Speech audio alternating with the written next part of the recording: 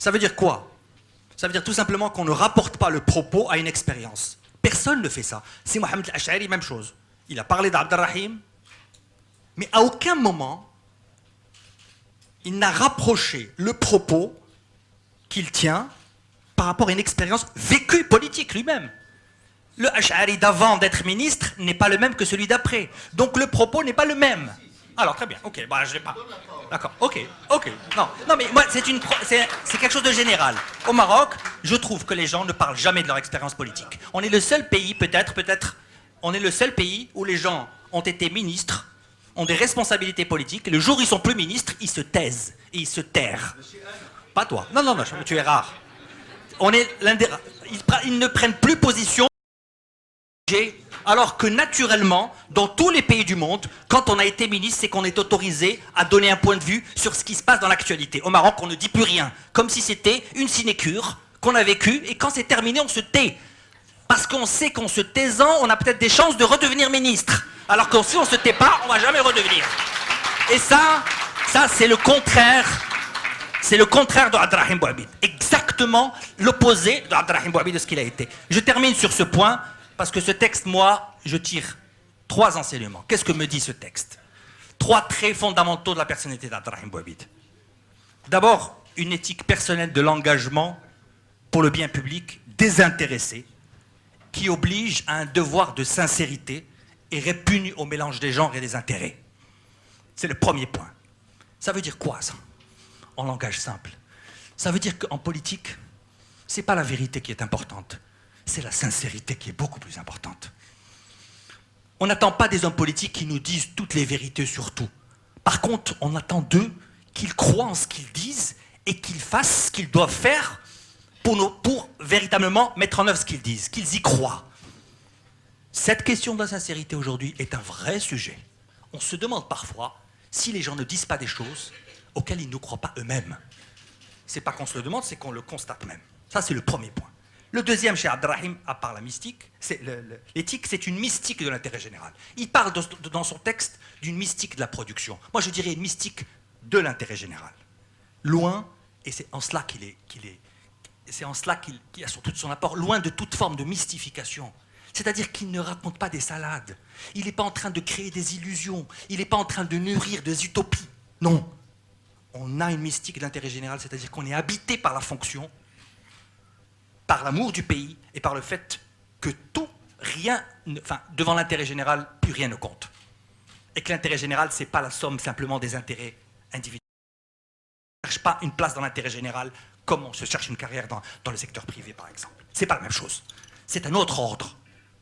On peut y rentrer, mais avec des conditions où on arrête le mélange des genres et la frontière elle doit être nette, claire et précise. Troisième point, troisième trait fondamental qui ressort de ce texte-là, c'est pragmatisme, responsabilité et autorité. Allah parlait tout à l'heure, disait je, oui. Mais avec une nuance. C'est qu'Abdelrahim, il connecte l'autorité à la responsabilité. Pas la reddition des comptes à la responsabilité, à la reddition des comptes. Parce que la reddition des comptes à la responsabilité, c'est un pléonasme. C'est l'autorité à la responsabilité. Et je dis et j'assume. Jusqu'au bout. Et si je dois partir, je pars. Ça fait partie aussi des traits fondamentaux d'un homme politique et d'un homme d'État. Un homme d'État, ce n'est pas un ministre qui est resté 30 ans ministre. On peut être un homme d'État en 6 mois. D'accord? Donc ça, c'est à mon avis l'élément le plus important. Les 3 points, les 3 traits de caractère qui, que je vois, moi, transpirer de ce texte, la lecture de ce texte. Je termine sur un point sur le modèle de développement, que m'inspire aussi la lecture de ce texte-là, et qui rejoint un peu certaines des remarques qui ont été faites, et qui me semble être le point nodal, le point central du modèle de développement. Si on ne passe pas ce point-là, on n'aura rien fait du tout. Je crois que sur le modèle de développement, il y a 2 choses. Il y a une discussion sur le choix de politique publique. Est-ce que c'est le bon choix? Est-ce que l'opportunité? Est-ce qu'il faut aller dans cette direction ou plutôt celle-là? Ça, c'est un débat très important, nécessaire, mais qui n'épuise absolument pas la question du modèle de développement. La meilleure preuve, c'est qu'il faudrait simplement se rappeler que nous avons déjà fait des choix de politique publique avec le cinquantenaire.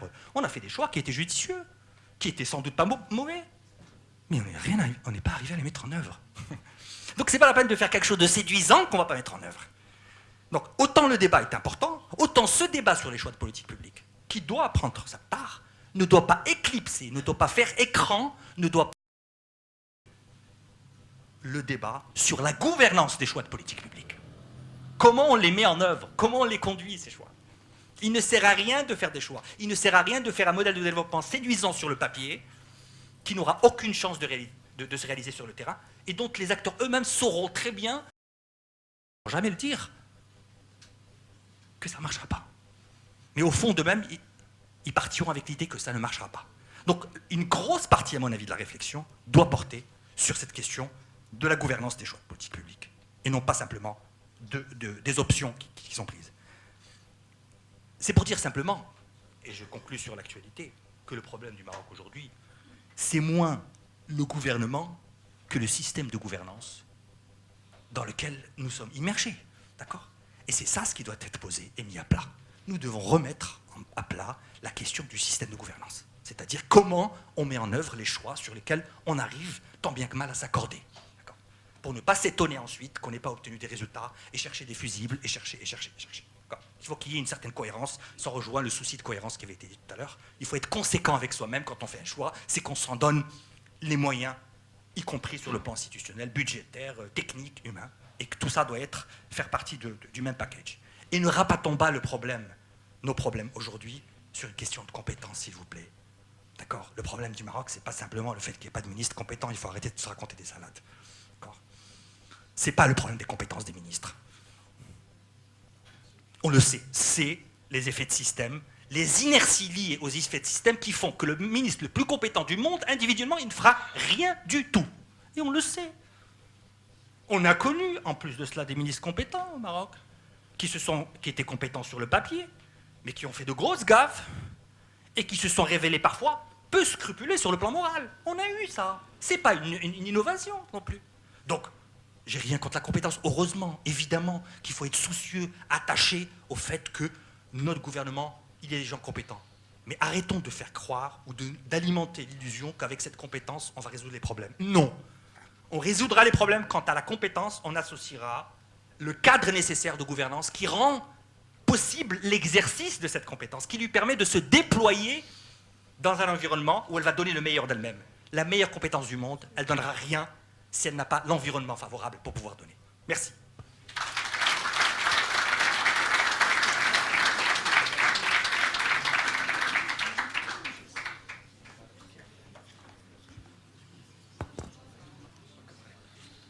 Bien. Tout a été dit, mais encore, il y a un domaine sur lequel on peut réfléchir ensemble. Et j'espère que vous n'êtes pas fatigués, surtout que le thème que nous allons aborder est un thème qui est en fait traversé par 3 dimensions. C'est un thème évidemment sur l'Institut de la Banque centrale et de sa comme une catégorie fondamentale et déterminante de la construction de l'indépendance et de la souveraineté. Mais cette thématique est en fait traversée de 3 dimensions, comme je disais, que l'on retrouve dans le texte ou dans le discours d'Abdelrahim, même si ce n'est pas exprimé de manière aussi nette. C'est une dimension, premièrement, politique, parce que, comme je disais, la monnaie est le vecteur aussi de la construction de l'indépendance et de la consolidation du rôle de l'État, et je dirais même de la solidité d'une nation. Mais cette dimension politique, elle est gérée, elle est conduite, elle est mise en œuvre par un certain nombre de techniques. Et donc le volet des techniques, notamment relatif à la politique monétaire, comment elle doit être conçue pour atteindre des objectifs aussi importants que ceux de l'équilibre social et de l'équilibre économique. Ces techniques, évidemment, doivent faire l'objet à la fois d'une appropriation par les acteurs économiques et doivent s'imposer comme étant un des thèmes et un des débats les plus forts, des choix à établir. Troisième dimension qui me paraît importante, c'est celle de l'institution qui a la responsabilité de gérer et de conduire cette politique monétaire, et de veiller justement à ce qu'elle soit au service à la fois des besoins de la nation et des besoins de développement, mais en même temps de sauvegarder et de consolider l'indépendance économique. Donc c'est ces trois dimensions qui sont, à la limite, traversent le texte de Saad Rahim, du discours qu'il a prononcé au moment de la création de l'Institut des missions. Mais je voudrais attirer votre attention sur un fait important. Tout à l'heure, Ali ou Al-Entrain disait qu'il faut s'arrêter sur le contexte pour voir qu'est-ce qui fait la spécificité de ce contexte et comment, évidemment, on peut voir et analyser les changements qui sont intervenus par la suite pour, justement, gérer ce bien commun, ce bien public qui est la monnaie. Ce qui m'intéressait dans ce texte de Saad Rahim, c'est, sans aller dans l'exégèse d'un texte, c'est la prise de décision. Et je crois que c'est affirmé dès le début du discours. C'est le choix qu'il annonce, qui est le sien et qui est celui du gouvernement auquel il appartient. Et ce choix n'était pas facile dans ce moment. Parce qu'à la limite, il y avait trois options pour la création, disons, pour faire face aux besoins d'un pays jeune, nouvellement indépendant, de se doter des instruments de l'indépendance monétaire.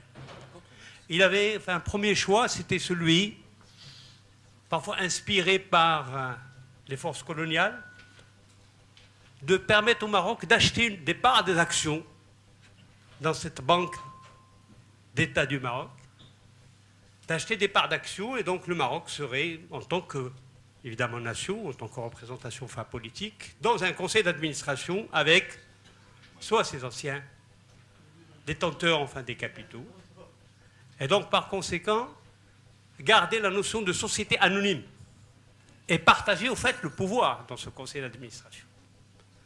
Cette option a très rapidement été mise de côté parce qu'elle ne répondait pas à l'objectif fondamental de Abdelrahim et du gouvernement, c'était celui de l'indépendance monétaire et l'indépendance économique. Mais il y avait en fait un deuxième choix.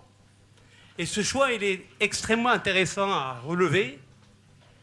Il n'est pas exprimé de cette manière, mais on le devine à travers le texte, qui reflète les contradictions internes, je dirais, de la situation politique du Maroc, et surtout les tensions politiques que traversait l'Istiqlal dans ce temps. Évidemment, dans toute situation de tension politique, il y a parfois... Voilà. Exactement. Et donc, en fait, cette tension politique s'exprimait de la manière suivante, avec, je dirais, une tendance à faire de la surenchère. Et des voix se s'étaient exprimées en disant, mais pourquoi discuter de l'institution, de la création de l'institution d'émission? Il faut mettre ça dans un cadre beaucoup plus large, celui de récupération des terres de colonisation, celui évidemment des frontières, celui etc. Et Abdelrahim disait ça avec ironie, la réponse à cette proposition. Ça, ce sont des personnes, ou disons une voix qui s'exprimait, qui ont encore, je dirais, un attachement aux grandes conférences internationales dans lesquelles les plaidoiries dominent sur l'esprit de la décision et la fermeté de la décision. Et je crois que c'était quand même un élément important. Et donc le troisième choix, c'est celui que défendait Abdelrahim dans ce texte. Une nation indépendante jeune a besoin de consolider son indépendance économique et son indépendance politique par une souveraineté sur sa monnaie et sur l'émission. Et ce qui est intéressant, évidemment, au-delà de la défense de ce point de vue, ce sont les négociations. J'étais très surpris de savoir que la période de négociation était relativement courte pour un enjeu aussi important. 6 mois. Mais cela veut dire qu'il y avait une préparation de la décision. Ça ne veut pas dire tout simplement qu'il y avait une réaction d'urgence et de court terme. Et grâce peut-être à l'équipe qui a entouré aussi c'est Abdelrahim sur ces aspects-là. Très rapidement, donc, la négociation a abouti évidemment à la récupération d'encaisses en or, à traiter la question des fonctionnaires, à récupérer les biens de bâtiments, etc., mais en délai de temps de 6 mois pour être très rapidement opérationnel. Ça, c'est aussi un aspect qui est extrêmement important, comment la célérité de la décision, même dans des moments stratégiques, peut-être conduire à la fois avec art et avec une volonté et conviction.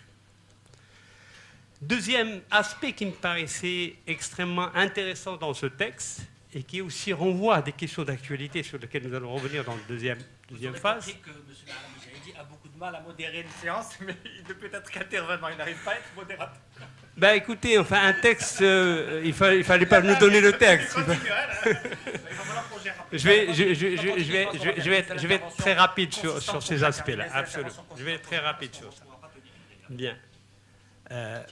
Deuxième, c'est la vision que portait ce discours sur le rôle à la fois de la Banque centrale et sur la monnaie comme un vecteur déterminant, enfin de la, comme je dirais, de la consolidation de l'indépendance économique et politique.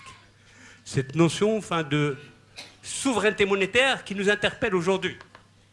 Et nous allons le voir dans la deuxième séance, comment cette notion de souveraineté monétaire est aujourd'hui peut-être mise à mal par l'évolution de la mondialisation et mise à mal par aussi de nouvelles techniques de la création de la monnaie. Je ne vais pas m'étaler trop là-dessus.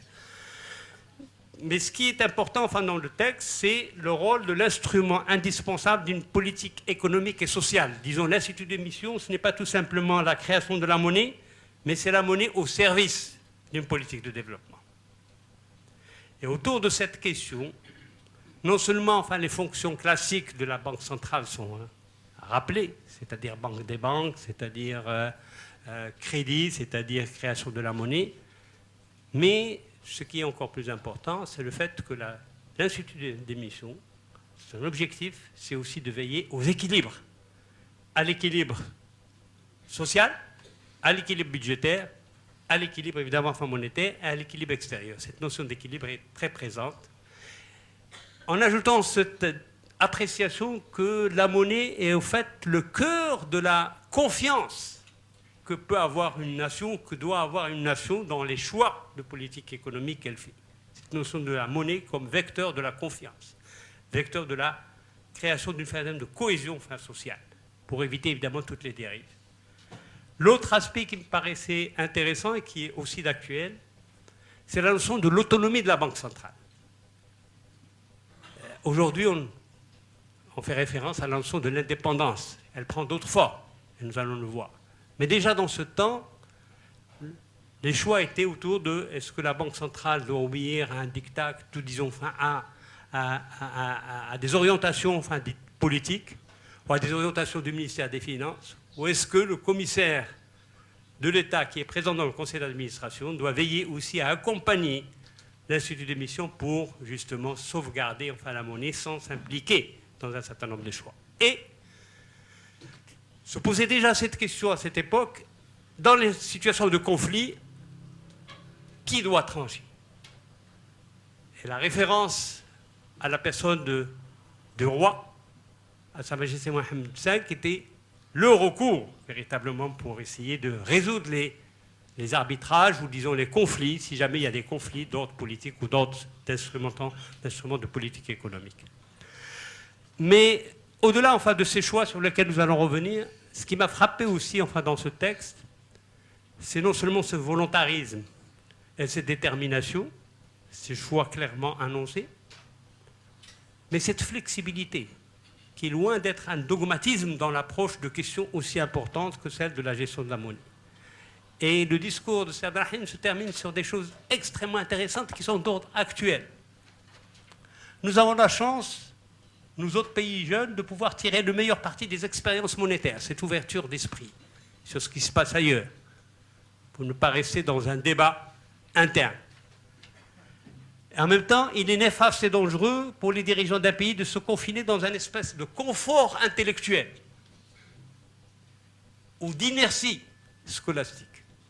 Je crois que ce sont des termes très très forts. Et se refuser et disons ne pas refuser les adaptations nécessaires. Donc c'est une ouverture déjà sur un système bancaire qui doit évoluer dans un contexte d'environnement international. Et donc les adaptations, il faut bien les intérioriser. Donc ça, ce sont des choses qui, à mon avis, sont importantes et qui nous interpellent aujourd'hui, parce que le système financier est peut-être parmi les instruments de politique économique celui qui subit enfin, des évolutions très, très, très, très importantes au niveau international, du point de vue de la technique des conduites de la politique monétaire ou de la stabilité financière. Et cette nécessité de s'adapter à l'évolution de l'environnement est une question importante. Ceci étant dit, je vais donc demander à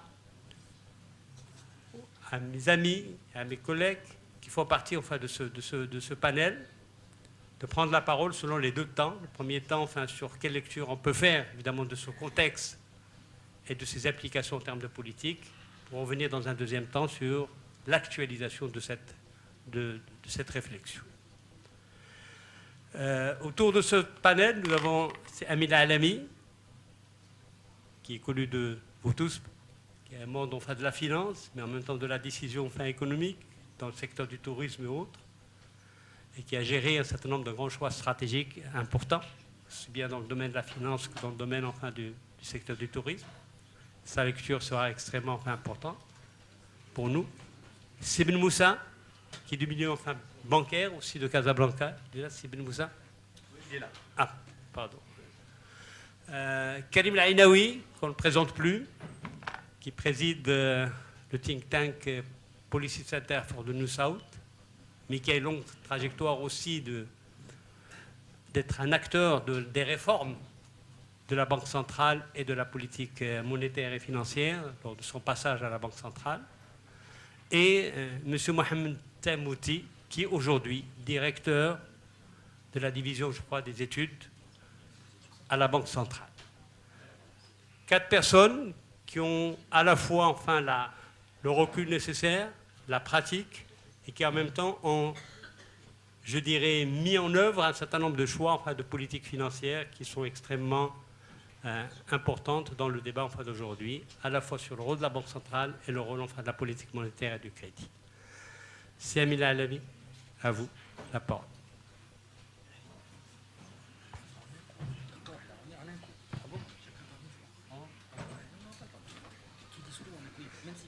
Bien, changement enfin, donc de... Voilà, enfin, nous sommes dans une approche un peu inique ou inégalitaire. On nous demande enfin donc pour des questions de temps d'intervenir une seule fois, Quitte à prendre un peu plus quitte de à temps. prendre un peu plus de temps. Alors combien de temps?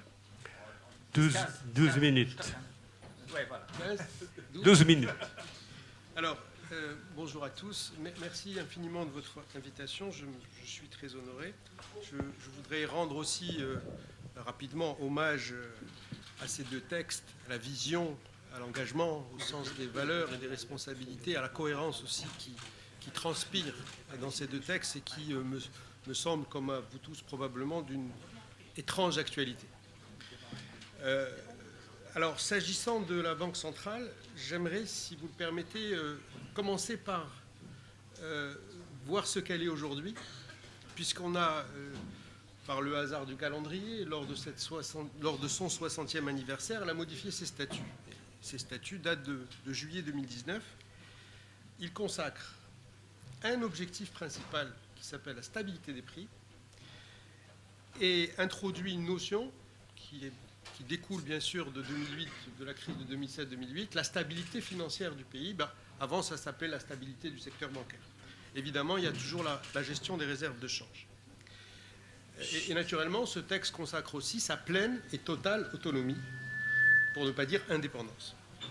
Donc, en toute indépendance, elle fixe désormais le niveau de l'inflation, elle met en œuvre la politique monétaire, pilote les taux d'intérêt, la liquidité du système bancaire, et elle garde évidemment le privilège de l'émission monétaire. Sur le plan de la stabilité financière, elle supervise le système bancaire, il y a une loi bancaire pour ça, l'application des ratios prudentiels, et elle veille, enfin, et c'est la nouveauté, à prévenir les risques systémiques. Alors, si on regarde maintenant, si on compare maintenant les deux situations, il y a des permanences et il y a des évolutions. Les permanences, c'est le privilège de l'émission, c'est la définition, la mise en œuvre de la politique monétaire et c'est la supervision du système bancaire.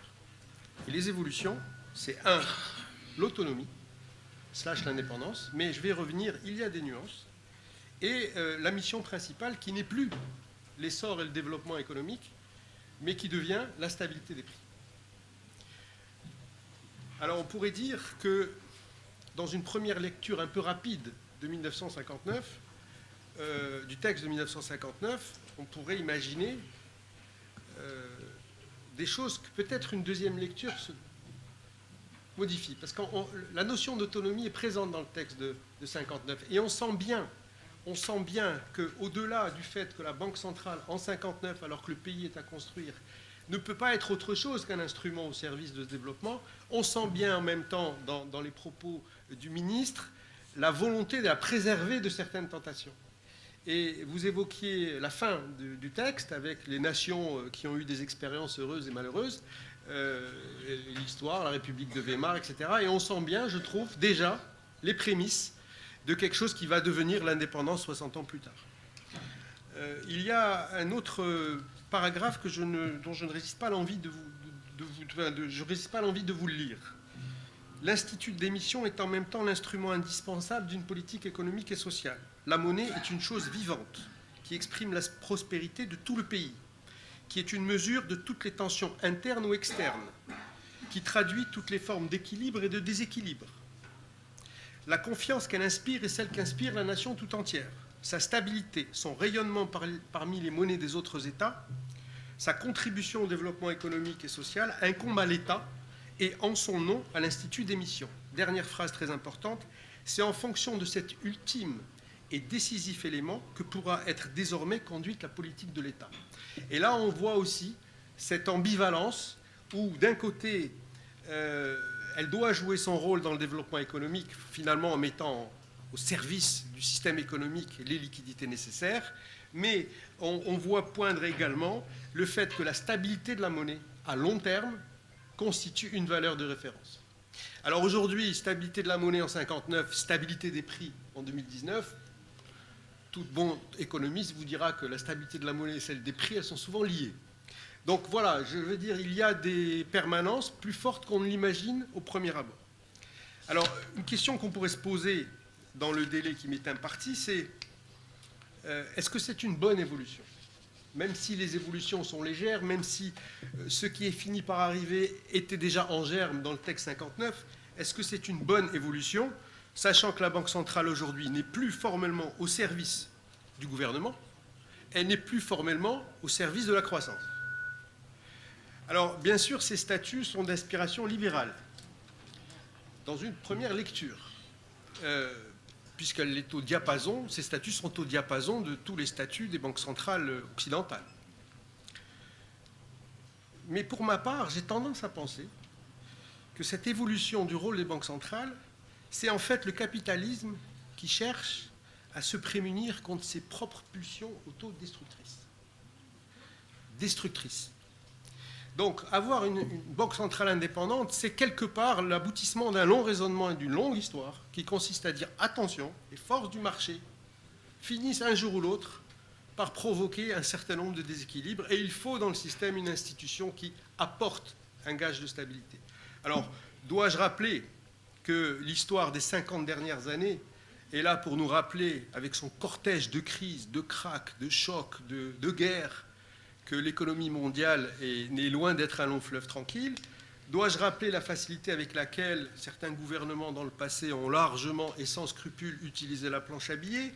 Faut-il rappeler qu'un banquier n'est jamais allé à l'abri d'une erreur de jugement dans la distribution d'un crédit, qu'il peut se laisser enthousiasmer par une bulle spéculative, qu'il peut se laisser abuser, mal anticiper, je dirais, une dérive sectorielle ? Est-ce qu'on peut, sans parler des crédits de complaisance ou des conflits d'intérêts, est-ce qu'on peut se souvenir aussi qu'en 2007-2008, vous avez eu des centaines de financiers, d'opérateurs sur les marchés financiers qui ont failli faire collapser l'économie mondiale à cause de leur inconscience, de leur naïveté, mais aussi, trop souvent malheureusement, à cause de leur cupidité et de leur malhonnêteté. Donc si on n'a pas un dispositif, un organe, une institution qui finalement essaye de protéger le marché, les forces du marché de ses propres faiblesses, eh bien les risques sont grands. Donc moi je pense que dans le monde tel qu'il est devenu, une banque centrale indépendante dont les objectifs de stabilité des prix, de stabilité financière sont une vraie protection contre la nature humaine et contre la nature même du capitalisme. Je pense en toute sincérité que l'indépendance de notre banque centrale, ici au Maroc, son orthodoxie, sa rigueur, son intégrité, la qualité de ses équipes, c'est la meilleure protection possible contre les éventuelles dérives d'un système, soit politique, soit du système financier et bancaire. C'est aussi, je dois le rappeler, la meilleure protection contre pour protéger, je veux dire, la meilleure protection de la compétitivité de notre économie, de l'épargne publique et du pouvoir d'achat. Si une banque fait défaut, c'est l'épargne publique qui est affectée. Et je voudrais rappeler aussi que l'inflation pénalise surtout ceux qui ne sont pas endettés, c'est-à-dire principalement les ménages les plus défavorisés. Donc, à la fin de l'histoire, cette orthodoxie me semble être un élément clé qu'il faut créer et entretenir dans la durée, et que c'est probablement une condition pour que derrière on puisse financer sainement le dispositif, la croissance, et qu'en vérité, c'est au gouvernement, à partir d'un secteur financier sain, de construire les éléments d'une croissance durable. Donc, à ce stade, j'en suis à... Merci. J'ai pas fini, j'en suis à 8 minutes. Donc, je voudrais rajouter, dans les cas... Je vais vous interpeller sur ces aspects-là. Mais alors, je consomme mon temps. Oui, prenez. Non, parce que vous avez touché deux questions essentielles. Par exemple, chose fondamentale sur laquelle, évidemment, il y a aujourd'hui un débat, c'est celle de l'indépendance de la Banque centrale, qui a été définie dans le texte. Mais indépendance vis-à-vis de qui? Ou par rapport à qui? Parce que souvent, on se pose la question vis-à-vis du pouvoir politique, et plus particulièrement du ministère des Finances, donc rompre le cordon ombilical avec les conventions, etc. Et en même temps, par rapport au privé. Et si, évidemment, il y a une indépendance à assumer sur les deux volets, par rapport au secteur bancaire privé et par rapport aux politiques, devant qui le gouverneur ou cette institution est-elle responsable? La notion de l'indépendance dans les autres systèmes financiers, aussi bien aux États-Unis qu'en Allemagne qu'en Europe, la Banque centrale est indépendante, mais elle est responsable. Et la responsabilité, elle est vis-à-vis de l'opinion publique, vis-à-vis à travers la communication, etc. Est-ce que cette notion de responsabilité aujourd'hui s'exerce de la manière la plus... Voilà une première question. La deuxième, c'est ce que vous disiez tout à l'heure. Aujourd'hui, la mission fondamentale de la Banque centrale, c'est sauvegarder la stabilité des prix, parce qu'on n'a plus, en fait, on est sorti du régime de contrôle des prix, et puis les prix influent sur les équilibres extérieurs, tout cela, enfin, sur le déficit. Et donc, par conséquent, s'il y a un accord sur la notion de la stabilité des prix, que tout le monde peut partager, personne ne peut le rejeter, c'est quelles sont les cibles que l'on retient et quels sont les types de flexibilité que l'on peut introduire dans la politique monétaire en fonction de la conjoncture. Il y a des avis, évidemment, qui se posent aujourd'hui, enfin, dans le débat public, en disant oui, il faut un peu plus d'inflation pour donner un peu plus de croissance. Je ne partage pas ce point de vue, je le dis tout de suite, mais il faut y répondre, et de quelle manière? Alors, dans le temps imparti, je ne pourrais pas, je pense, approfondir tous les sujets. Sur la responsabilité, je pense qu'elle est effectivement devant l'opinion publique et elle est dans le texte vis-à-vis du Parlement. Donc il y a ce lien, et puis il y a, je dirais, la crédibilité de l'institution qui est très... cette institution est très soucieuse de sa propre crédibilité. Je pense que c'est en soi déjà une très bonne chose. Dans le débat sur est-ce qu'elle pourrait participer aujourd'hui à relancer la croissance, elle a 2-3 éléments à sa disposition. La politique monétaire, c'est-à-dire les taux, les ratios prudentiels, et puis, même si ça relève plus formellement du gouvernement, ce qu'on appelle la dévaluation compétitive. Bon, la politique monétaire aujourd'hui est déjà très accommodante. Et ce n'est pas en baissant d'un quart ou d'un demi-point supplémentaire qu'on va changer la donne concernant la croissance. Sur les ratios prudentiels, il y a une nouvelle génération qui est en application, très contraignante pour les banquiers, mais c'est une bonne chose, parce que ça va permettre d'anticiper et de mieux gérer à l'avenir les risques de défaut, parce qu'on les prend très en amont. Donc j'approfondis pas trop, mais tout ça pour dire, la dévaluation compétitive, d'un mot, je n'y crois pas, parce que ça se prépare longtemps à l'avance. Il faut un tissu industriel qui puisse profiter à travers des capacités de production disponibles et compétitives, qui puissent en profiter pour exporter. Ce n'est pas du tout le cas. Il y a au moins 10 ans de travail avant d'en arriver là. Cela étant dit, ce que j'aimerais rajouter finalement pour conclure, c'est que, et ouvrir, peut-être revenir au débat précédent, elle n'est plus responsable, la Banque centrale, de la croissance, elle n'est plus responsable direct de la croissance et du développement national. En préservant la stabilité des prix, cependant, elle contribue significativement à créer les bases d'une économie saine, sans laquelle on ne peut pas construire de croissance. Sa politique monétaire actuelle, déjà très accommodante, ne lui donne pas les moyens de changer la donne, fondamentalement, pour inscrire notre économie sur un nouveau sentier de croissance. Là, je parle de passer de 4 à 8. Les instruments dont elle dispose ne lui permettent pas de changer la donne. En fait, les vrais obstacles à la forte croissance de notre économie ou à un changement de son seuil de croissance, ils se situent ailleurs. Ils sont d'ordre structurel et ils relèvent pour l'essentiel de la responsabilité du gouvernement, quel qu'il soit. Et bien sûr, le corps d'État constitué, je pense au patronat et aux syndicats. Donc je crois que le débat qu'on a aujourd'hui sur le nouveau modèle de croissance est essentiel. Il doit, dans l'échange et la construction, permettre d'identifier ces obstacles structurels. Et la future commission qui sera en charge de ça me fait étrangement penser à ce que nous décrit le premier texte sur la planification, avec ces commissions qui ont bossé, qui sont en fait recadrées par le ministre. Moi, j'ai lu ça comme un recadrage. Alors, en fait, j'estime pour ma part que ces obstacles structurels, le premier de ces obstacles structurels, et je reviens à ce que tu disais, Ali, je partage à 300%, c'est l'absence d'un des véritables dispositifs de gouvernance économique. Et pour moi, gouvernance économique, ça veut dire défaillance totale des dispositifs de planification et de pilotage. Planification stratégique et planification opérationnelle, pilotage stratégique et pilotage opérationnel. Donc, si je devais reprendre le titre de votre affiche, 60e anniversaire de la création des institutions publiques de développement. Moi, je pense qu'aujourd'hui, ce n'est pas des institutions publiques de développement qu'il faudrait créer, c'est des institutions mixtes de planification et de pilotage. Quand je dis mixte, c'est-à-dire qu'il faut s'adapter à la situation actuelle. Il y a un secteur privé qui n'est pas toujours bien organisé, qui est même parfois très mal organisé. Il y a en plus un échelon régional qui est venu se mettre dans l'équation, qui complexifie l'ensemble. On a aujourd'hui une culture du silo. Le tourisme fait son plan, le Maroc vert fait son plan, machin, etc. Il n'y a aucune conversation, il n'y a aucune transversalité, il n'y a aucune vision globale pour dire c'est possible de faire tout ça en même temps ou c'est pas possible. Il n'y a aucun arbitrage à aucun étage. Et à la fin de la fin, j'ai bien vu sur le tourisme, puisque ça fait 20 ans que je suis de près, une belle vision au départ. Je rends hommage à Siwel Alou, qui a été un grand ministre du tourisme. Hein. Les gens ont tendance à l'oublier. C'est lui qui a déclenché l'énergie à l'époque. Et derrière, ça... Eh bien, justement, c'est pour ça que je le dis. Hein. Tout le monde a oublié, mais l'ambition touristique n'aurait pas pu exister sans l'implication et l'engagement de Siwel Alou. Donc, il fallait le dire. Donc, pour revenir à cette histoire de tourisme, ce qu'on observe, c'est que l'absence de gouvernance, l'absence de pilotage sur 20 ans, c'est un immense gâchis. Non seulement on n'a pas atteint les résultats, donc créer la richesse qu'il faut, mais en plus, et je vous annonce ce chiffre, 25 milliards de dirhams brûlés dans des surcapacités. Voilà la facture. Et toutes les visions sectorielles qui marchent en silo, sans coordination, sont des visions qui vont aller à la fin de l'histoire par une crise de surproduction.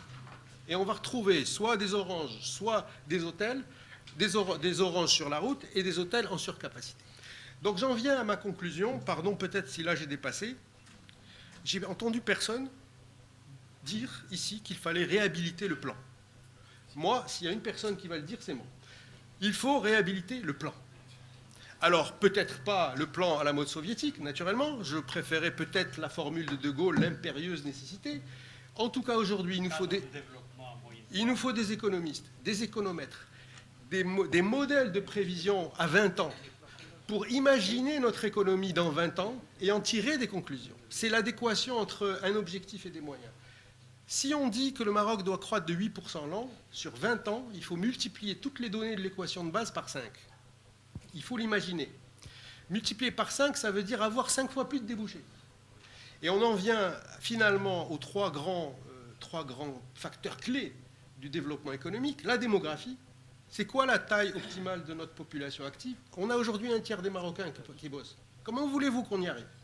2, les facteurs de compétitivité, c'est la compétitivité des facteurs de production, ça s'appelle le travail et le capital en mode marxiste. Et puis vous avez enfin les débouchés. Donc s'il n'y a pas de débouchés, il n'y a pas de croissance. Et donc un organe,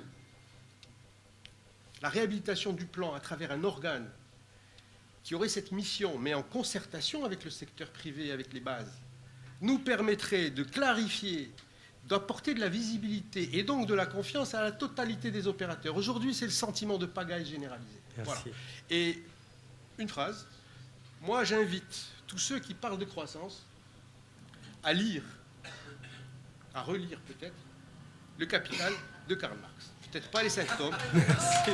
Si vous voulez comprendre comment marche le capitalisme et provoquer une dynamique de croissance, il faut faire comme les Chinois, le Parti communiste chinois, qui est probablement très bien lu Le Capital et qui en a, en 40 ans, a transformé la donne. Merci de votre attention. Merci.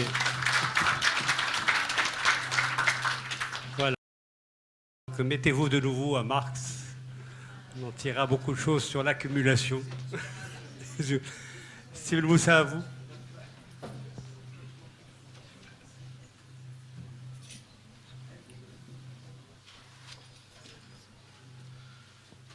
Bonsoir. Merci à la Fondation Abdelrahim Bouhabid, Feu c'est Abdelrahim Bouhabid et à CALI de l'invitation. C'est un plaisir pour moi aujourd'hui de prendre la parole et de dire quelques mots sur le sujet qui nous intéresse, qui est celui de la Banque centrale et de la politique monétaire. D'abord un petit mot en ce qui me concerne. Effectivement, j'ai eu à exercer des activités professionnelles dans le monde de la banque pendant près de 2 décennies.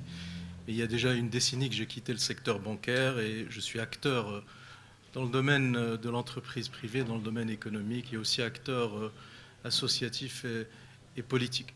Et je crois que le regard que j'ai aujourd'hui sur la Banque centrale est plus nourri par cette deuxième partie de ma carrière professionnelle que par la première. J'ai lu avec beaucoup d'intérêt et aussi avec beaucoup d'humilité le discours de Feu c'est Abdelrahim Bouhabid lors de l'inauguration de la Banque du Maroc, aujourd'hui Banque El Maghreb. Beaucoup d'humilité parce que lorsque ce discours a été prononcé, eh bien, je n'étais pas encore né et je fais partie de la génération d'une décennie après. Mais ce que je retiens comme message fort de ce discours, c'est, j'allais dire, 4 éléments structurants. D'abord, une volonté de prendre en considération l'environnement national et international dans lequel se trouvait à l'époque le Maroc. Le deuxième point, c'est un sens aigu du patriotisme. Troisièmement, une très très grande autorité. Beaucoup l'ont rappelé aujourd'hui. Et enfin, une vision d'abord et fondamentalement économique plutôt que financière du rôle de la Banque centrale. D'abord, par rapport à l'environnement national et international, on voit bien qu'il y a une certaine colère contenue, intérieure, dans le discours de Feu Abdelrahim Bouhabid, parce qu'il considérait, 4 années après l'indépendance politique et administrative et institutionnelle du pays, il était parfaitement conscient que l'indépendance du pays n'était pas totalement abouti parce que nous n'avions pas l'autorité, la souveraineté sur l'émission de notre propre monnaie. Et donc c'était une colère contenue, intérieure, qu'il exprimait dans son propos, mais qu'il arrivait à domestiquer et à gérer en homme d'État qu'il était, puisqu'il avait en face de lui ceux qui ont combattu le Maroc. Et il avait en face de lui ceux qui étaient les adversaires du Maroc. Et il les a conviés à l'inauguration de la Banque du Maroc, ce qui représentait une volonté de s'adapter au contexte international et national. Je rappelle aussi, cela ne transparaît pas de façon très explicite dans le propos de Feu Abdelrahim Bouhabid, mais on le sent, en tout cas ceux qui se préoccupent et qui connaissent ces sujets le sentent. La création de la Banque centrale marocaine est intervenue à 2 moments forts de l'économie internationale. Nous étions à l'époque, à la fin des années 50, c'était 59, on assistait aux premières fissures du système monétaire international qui était marqué par les décisions de Bretton Woods au lendemain de la Seconde Guerre mondiale, avec la suprématie du dollar et la fixité des monnaies internationales par rapport au dollar. C'est le système qu'on appelait le système du Gold Exchange. En 1957, les premières fissures ont commencé. Et on se trouvait en 1959. Et ce processus de déconstruction de cette suprématie a duré un peu plus d'une décennie. C'est en 1971 qu'il y a eu les accords de Washington et que la monnaie phare américaine qui était convertible en or a été suspendue par décision politique de Nixon. Deuxième élément de contexte international, nous étions au début de la construction de l'Union européenne. À l'époque, ça ne s'appelait pas ainsi, ça s'appelait la CE, la Communauté économique européenne, qui elle-même venait après la création de la Communauté européenne du charbon et de l'acier. Et dans le discours de feu Abdelrahim Bouhabid, on voit bien qu'il sentait rapidement, très tôt, qu'il avait en face de lui comme interlocuteur non plus des pays, mais un ensemble de pays qui allaient s'agréger en groupe régional. Et la CE était dans ses premières marches, puisque le traité de Rome remontait à 1957. Je disais volonté de s'adapter au contexte international comme premier marqueur. Le deuxième marqueur, c'est le sens qui est aussi dans la continuité du premier élément, puisqu'il souhaitait avoir un institut d'émission qui émettait la propre monnaie nationale, mais il souhaitait également avoir une devise marocaine forte, une monnaie nationale forte, un dirham fort, beaucoup moins pour des considérations financières et économiques que pour des considérations d'autorité de l'État, de positionnement du pays dans le concert des nations et de rayonnement du Maroc dans son environnement régional et international. De l'autorité aussi, vous le rappeliez tout à l'heure, il y avait 3 chemins possibles pour récupérer la souveraineté monétaire. Il a choisi le chemin le plus exigeant, le plus difficile, et tout en étant dans une logique de négociation avec nos anciens adversaires, il a su, et il rappelle dans son discours qu'il est parti en mission en France pour arrêter un certain nombre de décisions, et il a choisi le chemin le plus exigeant, qui était celui de créer ex nihilo un institut d'émission nationale. Enfin, vision économique, parce que dans son discours, il présente et il rappelle et il précise les différentes missions de la Banque du Maroc, des missions classiques pour une banque centrale, des missions de la monnaie, de contrôle des établissements de crédit, de supervision du marché monétaire, de conseil financier au gouvernement, de financement également du secteur privé, mais il rappelle à plusieurs reprises dans son discours que le rôle économique de la Banque centrale est beaucoup plus important que son rôle financier et monétaire, et il considère qu'il serait totalement suicidaire de penser que la monnaie est l'alpha et l'oméga d'une politique économique.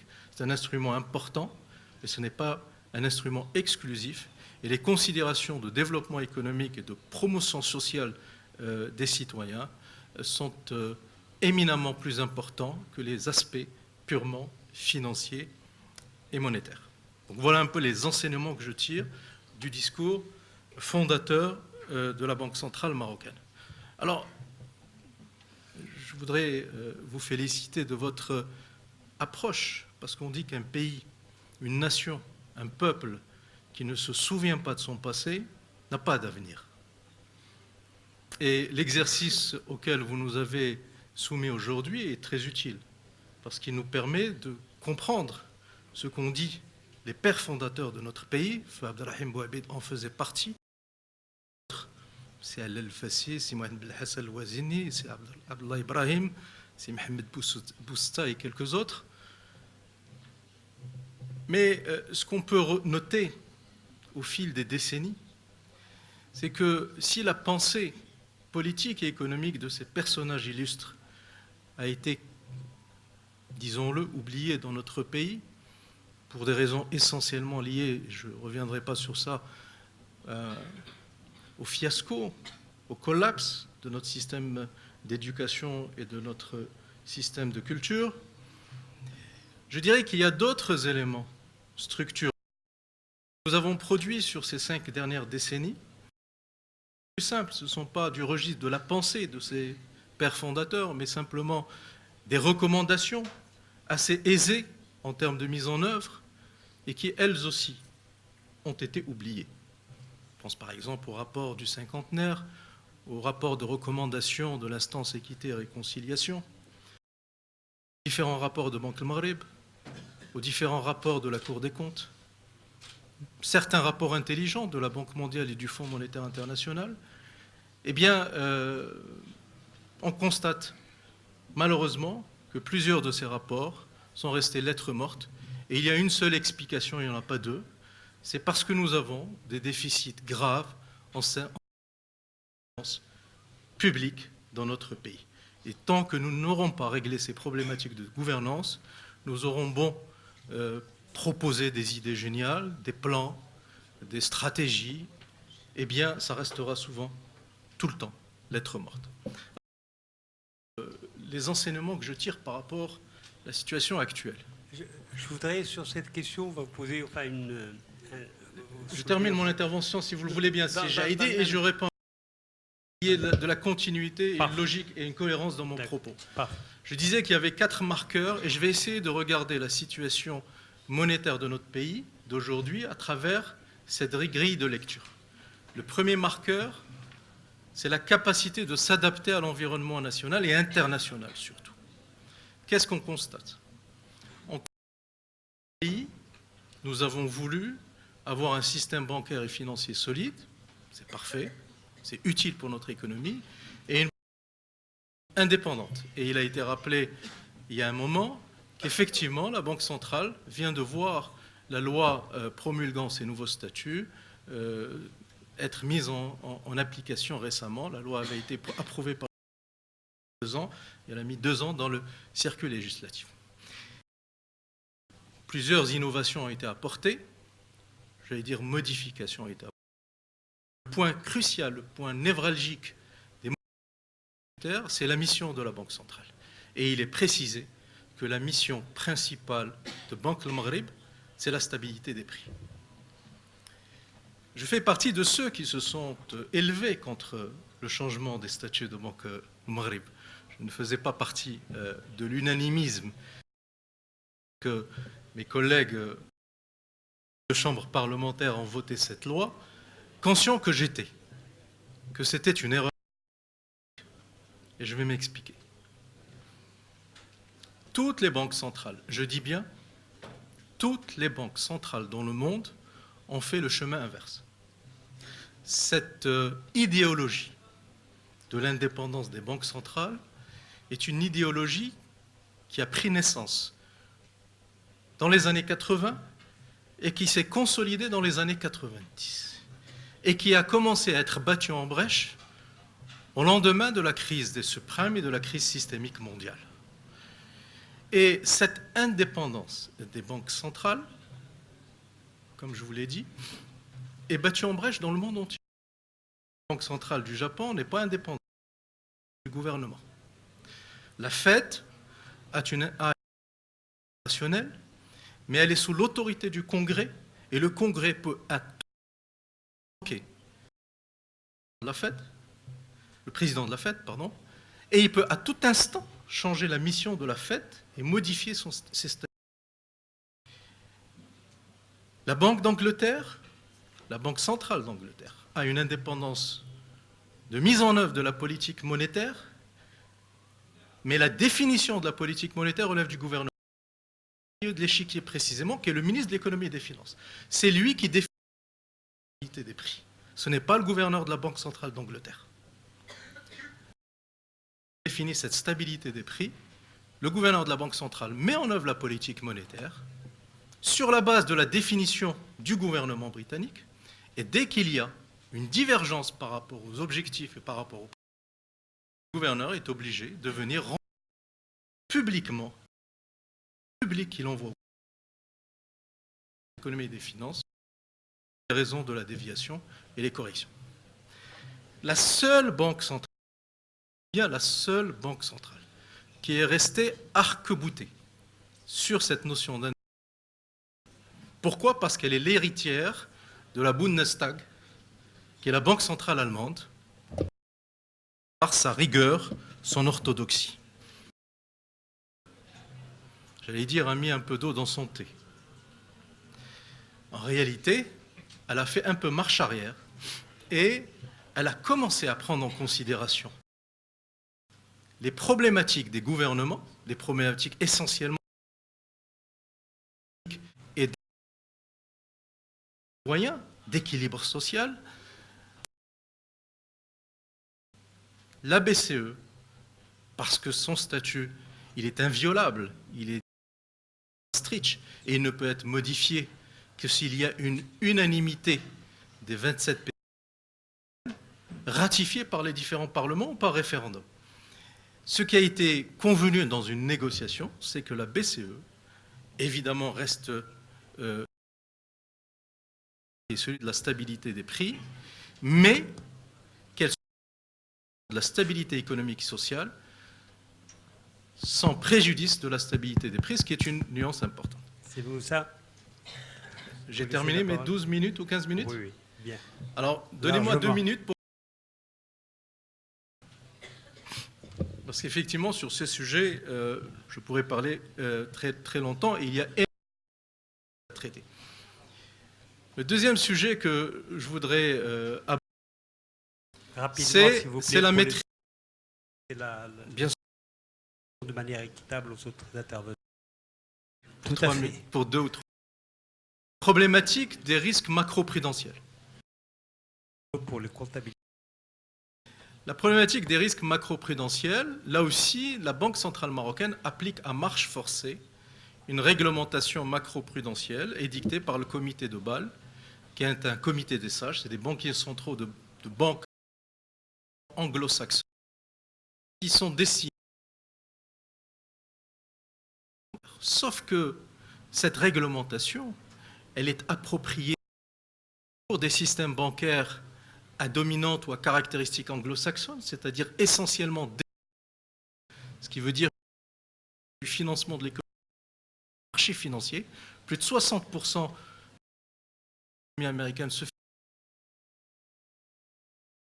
Réglementation qui est pour des marchés comme le nôtre, où 80% du financement de notre économie se fait à travers les banques.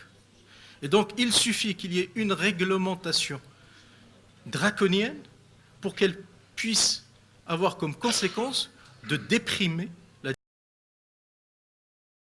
le financement de l'investissement, la croissance et la création d'emplois, situation à laquelle nous assistons. Et donc, je milite personnellement pour qu'il y ait une application d'une politique macro-prudentielle, guillemets, de notre pays, et je vais évidemment de la politique macro-prudentielle et notamment de Bâle 3,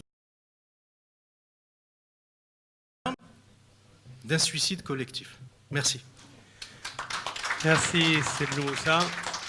Les questions que je devais vous adresser vont peut-être évoquées par d'autres collègues. La notion d'indépendance donne lieu à tout un débat et une littérature. Et l'indépendance n'est pas dans ses modalités. Il y a l'indépendance technique, il y a l'indépendance institutionnelle. Les banques, en dehors du Japon, je suis tout d'accord avec vous, c'est la responsabilité de qui? Mais ce n'est pas l'indépendance lui-même qui, surtout sur le rapport avec le politique et avec le ministère. Et le modèle européen, c'est vrai qu'il s'est adossé au modèle allemand. Avant, faut-il reprendre le modèle ou le modèle allemand en tant que... Il y a tout un débat technique, mais qui est intéressant en soi. La plus importante, c'est celle de rompre le cordon ombilical entre la Banque centrale et l'émission de la monnaie pour le Trésor. De l'indépendance. Et deux, qui doit veiller à ce que vous disiez tout à l'heure? C'est vrai que ce n'est pas tout à fait la Banque centrale uniquement de définir les cibles. Ça peut être dans un cadre concerté, mais il y a d'autres modèles où c'est la Banque. Il y a différents domaines de réflexion. À mon avis, vous avez évoqué tout à l'heure dans le débat sur comment adosser la valeur de la monnaie nationale au taux de change. De l'Institut d'émission, il y avait cette révision du système souligne le fait d'adosser et sur les devises, mais avec un taux de change. Elle ne fait plus consensus, donc on va dans une logique de comment gérer un taux de change flexible pour évidemment aux autres objectifs disons de la croissance. C'est Karim Lainaoui. Mes remerciements à vous aussi, à la Fondation. L'estimation du rôle de l'État et de sa capacité à faire des choses, et on pourrait en parler. Mais en tout cas, la volonté de faire, d'organiser, la croyance que cette volonté peut résoudre des problèmes et qu'on peut les dépasser, et le caractère central de la politique. Ce texte est plein de politique. La question technique, je pourrais en dire quelques mots, mais ce texte est plein de politique, c'est-à-dire c'est une étape dans un processus d'émancipation, etc. On met les fondements d'une nation. Nous sommes aujourd'hui un pays, on s'impose, on organise l'État, on construit ses structures. Donc il y a quand même une certaine confiance en l'avenir, qu'espèce de moment qu'est le sortir de la colonisation, la fabrication d'institutions, la croyance que le politique peut résoudre des choses, et que ce n'est pas nécessairement le technique, il y a une forme... On retrouve ça beaucoup dans le discours. Et ça m'a intéressé, puisqu'avec aujourd'hui, la question du modèle de développement, ce n'est pas une question de feuille de route, ce n'est pas une question technocratique, ce n'est pas une question de pilotage. Et vos questions ont toujours, si Boabit, depuis le départ, étaient de dire il y a un caractère endogène aux choses. Si les choses sont ainsi, c'est qu'elles doivent être et qu'elles peuvent être autrement. C'est ça. Oui, bah oui. Si c'est ce qu'il y a, si on est ici aujourd'hui, c'est qu'on a choisi d'être ici. Si vous choisissez de partir, vous partez, vous n'êtes plus ici. C'est la vie. Et c'est aussi ça, peut-être grandir. Après 60 ans, c'est le temps des grands choix. La fin du mur de Berlin, ça oblige à se positionner. Ça oblige à exister. D'ailleurs, on a bien fait sur l'Afrique, etc. On s'est redéfini, on s'est réinventé. Donc je crois, ça m'a beaucoup intéressé. Ça m'a donné aussi une force, une confiance en disant, finalement, on peut se mettre ensemble pour faire des choses. Peu importe si on a tort, tous marocains. Si on est tous d'accord et on a tous tort. On me dit, il y a quoi là? Oui, il y a une vérité suprême, etc. Je ne crois pas.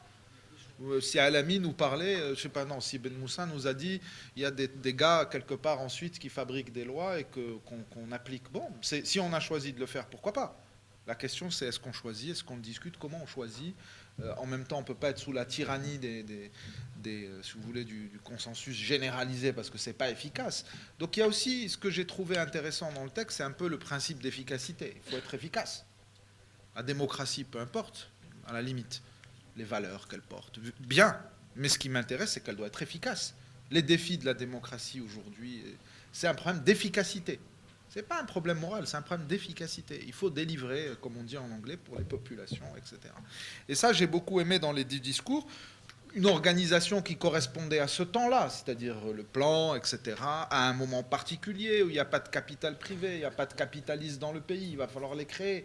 Vous avez besoin de capitalistes, il faut les créer, ils ne vont pas les sortir comme ça. Donc, on va distribuer un peu de rente. Tout ça faisait du sens à l'époque. On s'organise, on fait un plan. Alors aujourd'hui, on peut faire autre chose. Mais là, on fait un plan, on s'organise, on prend une institution. Alors donc, toute cette dimension m'a paru intéressante. J'ai aussi noté le caractère raisonnable du personnage, que je n'ai pas connu. Je connais que la descendance. Je ne dirais pas... Je parlais du caractère raisonnable de l'ascendance. Et il y a un caractère raisonnable dans la pratique, dans comment la Banque centrale est imaginée. Déjà, on voit cette tension... Là, bon, il est très inspiré du statut de la Banque de France, ceci étant, attention, de l'époque. Et donc, mais on a pris conscience que là, on ne peut pas non plus, pour parler vulgairement, de manière caricaturale, faire de la planche à billets, que ce n'est pas une solution. Mais en même temps, attention, l'État, c'est nous. Enfin, dans le sens positif. Le politique, c'est nous. hein, et d'ailleurs le rôle du conseil, du commissaire, du gouvernement, etc. C'est pas très clair sur l'autonomie, l'indépendance. On peut utiliser les deux mots, on peut parler longtemps sur ça. Mais en tout cas, sur la bride qu'on met sur... Hein, là, Machir est un droit de regard. Je peux lire, si vous le voulez, quelques lignes. Et c'est pas... il a compris, parce qu'il est juriste, je pense. C'est pas un économiste. Donc, il a compris que c'était important. Quelqu'un a dû lui expliquer. Attention. Hein, attention. Et donc, il a compris que c'était quelque chose de dangereux. Mais en même temps, il faut que ce soit au service du pays. Hein. Donc... et à un moment donné, c'est assez clair, l'autonomie inhérente à l'accomplissement de cette mission d'intérêt général. Mais la phrase avant, c'est « le texte définit la précision, les conditions, avec autorité et responsabilité ». Et juste avant, il y a un peu une tirade sur le développement, etc. Donc, sur cette partie indépendance, il n'est pas apporté son concours à l'État dans le cadre de la politique économique et financière. Alors, cette phrase, je pense qu'elle reste dans les derniers statuts que je n'ai pas regardés, en tout cas dans ceux de 2006, quand j'étais encore, elle y était. Et donc, il y a quand même un peu d'ambiguïté par rapport à ça. Il y a de la prudence. Alors, je voudrais m'attarder sur cette notion de prudence. Nous sommes prudents, Marocains. Vous êtes prudents. تنخافوا ما نخرجوش بوحديتنا بالليل وعندك والجار وفينا هو ونشوفوا كيفاش تنخافوا تقول لي ما تنخافوش كاين تنخافوا قالك كلنا et donc la prudence c'est une essence de nos politiques. Il va falloir le reconnaître. On a des politiques prudentes parce que ça nous convient. On aime la stabilité en tant que Marocains et donc c'est pour ça qu'on est bon sur la stabilité macroéconomique. Mais oui, vous ne l'avez pas encore compris, grande vérité. Mais oui, parce que on est prudent. Yak. Ils sont... Non, c'est pas... Madame, c'est ni blanc ni noir. Mais sur une échelle de graduation, sociétalement, c'est un pays qui a une aversion au risque, non, pas dans l'absolu, qui est probablement supérieure à celle d'un pays X ou Y, peut-être le Vietnam, il faudrait qu'on mesure ça.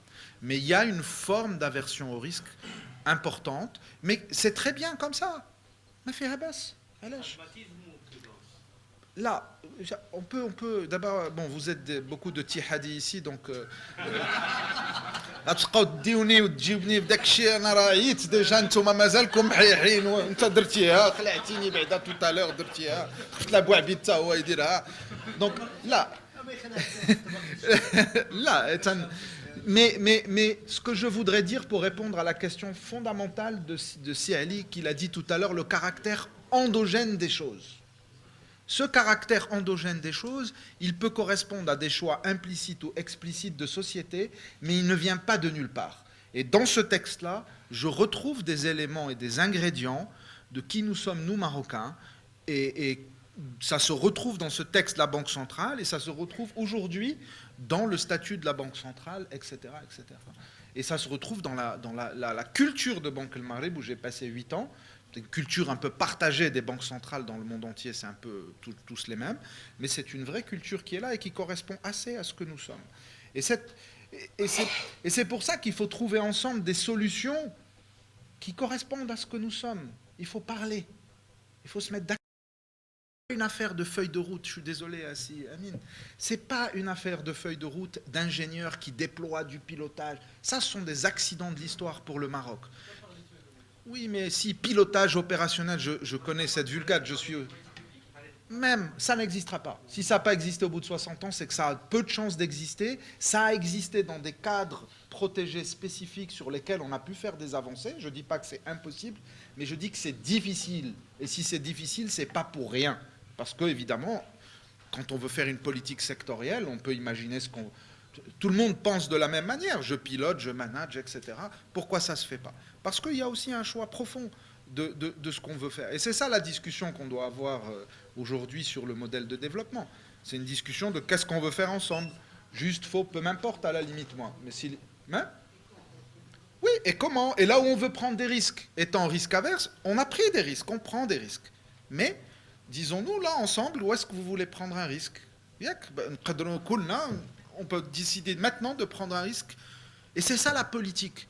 Et pour ça, je reviens à ce qui a été dit sur le leadership, sur la capacité d'entraînement, etc. Il faut un peu de ça aussi pour prendre des risques et pour entraîner. Non, tu exagères, Ali, tu exagères. Le Maroc, parce que là, vous ouvrez... Ah là, ça va pas mal. Là, ça va. D'abord, vous m'avez donné la parole, écoutez ce que j'ai à vous dire. Absolument. Donc, je vais m'arrêter là. Mais là, d'abord, ça va pas trop mal. C'est peut-être le sujet d'une autre réunion. Il ne faut pas exagérer. Pas exagérer. Ça va pas trop mal. Ça pourrait aller mieux. On est frustré parce qu'on voudrait que ça aille mieux, mais ça ne va pas non plus trop mal. Pour rester donc sur la Banque centrale, je retrouve sur le texte, parce que c'est quand même, vous nous demandez d'honorer un homme qui a prononcé un discours il y a pas mal d'années, et donc j'y retrouve, c'est la dernière, peut-être le dernier exemple, il y en a d'autres, sur le texte, je retrouve des tendances historiques profondes de ce que nous sommes, et que je retrouve ces valeurs même dans la culture de la Banque centrale. Aujourd'hui, elles sont assez bien décrites. L'attention, vous avez un avis particulier sur l'autonomie, etc. C'est une discussion, un débat interminable partout dans le monde. Et ici au Maroc, elle continue. Mais on tend plutôt vers un modèle qui est celui dans lequel la banque a une forte autonomie. Le nouveau statut, je pense, renforce quand même le devoir d'aller devant le Parlement, etc., etc. Donc ça va plutôt dans le bon sens. Je pense que les banques centrales sont aussi marquées par des personnes. On a aujourd'hui un gouverneur avec qui j'ai le plaisir de travailler et qui a aussi marqué de sa personnalité, parce que c'est des institutions crédibles, elles sont incarnées par des hommes, et ça c'est important. C'est pas un hasard aussi qu'on ait ce type de personnes dans des institutions de cette nature, parce que ça correspond bien à ce qu'on veut. Voilà. En tout cas, ce que je voulais vous dire rapidement, en vous remerciant, et puis bon, à suivre. Merci. Merci Karim. Alors, dernier intervenant avant les témoins, évidemment, c'est Tamouti. Avant nos deux témoins. Parce que les deux témoins portent enfin un regard très très intéressant. Et puis, je donnerai la parole tout à l'heure à Sibel Moussa juste après. Merci Sidi Haïdi. Mon nom c'est Mohamed Tamouti, je suis le directeur des études économiques à Banque El Maghrib. Et avant ça, j'ai eu le plaisir aussi j'étais directeur de la statistique au commissariat au plan, et avant ça, j'étais professeur à l'INSEA. Donc, je voudrais commencer par remercier la Fondation pour cette invitation. C'est Sidi Jouari qui aurait dû être là. Je ne peux pas prétendre pouvoir le remplacer, mais... Il a dit qu'il allait vous briefer. Il allait vous briefer. Maintenant, je m'en occupe, je vais te briefer, il va vous... Très bien, mais en tout cas, ce que j'ai compris, c'est de faire une lecture, et je l'ai fait aussi à mon niveau. Je ne prétends pas avoir le recul historique ni politique, je suis un économiste plutôt technicien, mais évidemment, je suis conscient que l'économie s'est faite principalement par le politique, on ne peut pas dissocier des deux, mais ce que je peux vous dire, c'est que j'ai trouvé un grand plaisir à disséquer, à décortiquer ce discours, et je peux vous dire que j'étais impressionné. Maintenant, ici... je suis le dernier à intervenir. Il y avait beaucoup d'interventions avant. Je suis tiraillé entre répondre aux différentes interventions ou dire un petit peu ce que j'ai compris du discours. Il y a des choses qui ont été dites. Donc, je vais essayer de dire un peu quelques 2-3 points du discours, mais en même temps, peut-être... Exactement. Moi, je vais vous dire, d'abord, j'ai été impressionné. J'ai lu le discours au moins 4 ou 5 fois. J'étais impressionné de la qualité de la rédaction, de la logique. On n'a pas l'impression que c'est quelqu'un qui parle, comme on voit beaucoup de discours aujourd'hui, dans des généralités, dans des fois des diatribes dans tous les sens. On sent qu'il y a quelqu'un qui a un recul, qui sait de quoi il parle, qui mesure ses mots, qui a une logique dans la construction du discours. Donc, on l'a dit un peu tout à l'heure. Hein. D'abord, ce qui frappe, c'est avant-gardiste, c'est de chercher l'autonomie, la souveraineté au-delà du politique, la souveraineté économique et monétaire. Mais rapidement aussi, hein, moi, ça m'a impressionné la manière comment il procède. C'est quelque chose qu'on ne voit pas beaucoup aujourd'hui. Ça veut dire qu'il présente devant le roi. Voilà les choix qui se présentent. Voilà ce qu'on a fait et voilà le pourquoi. Et plus important que ça, quelque chose qu'on ne voit pas beaucoup dans les politiques publiques, il a tout pris en considération, d'immeubles, au personnel, à la formation des gens. Ça, souvent, ce qu'on voit aujourd'hui, c'est des politiques, mais on met en avant des politiques, mais sans prendre le soin de mettre en avant les conditions de réussite de ces politiques. Ce n'était pas le cas. Donc c'est vraiment quelqu'un d'avant-gardiste. Deuxièmement, c'est les choix opérés. Beaucoup de choix, on entendait parler tout à l'heure, beaucoup de choix sont d'une grande pertinence et d'une grande actualité aujourd'hui.